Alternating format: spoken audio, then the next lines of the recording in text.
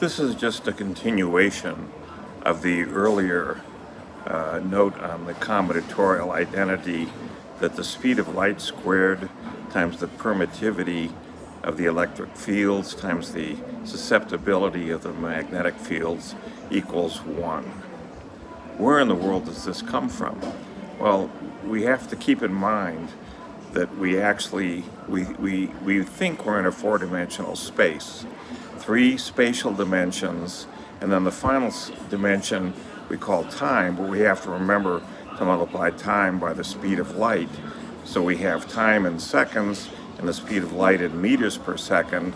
So the speed of light times time converts the time dimension to a length, which is what we see. But then it's all multiplied by the square root of -1, so it becomes perpendicular or orthogonal to the 3 spatial dimensions.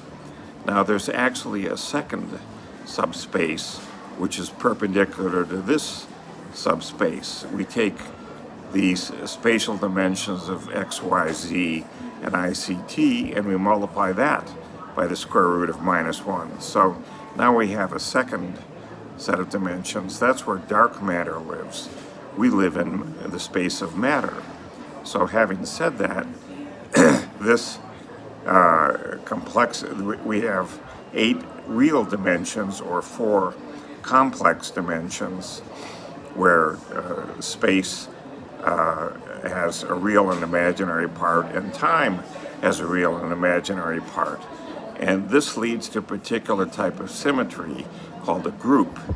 Now this group has some interesting geometric qualities, and those geometric qualities in turn lead to this combinatorial identity, which I leave as an exercise. Only the laziest will not work this out, but it's quite evident that the speed of light, which is something that goes at 186,000 miles a second, and 2 other quantities that are apparently DC measurements, the susceptibility of the electric field and the magnetic field and the permittivity of the electric field. Those are DC measurements, that they're actually just properties of the geometry of this complex space-time that we live in.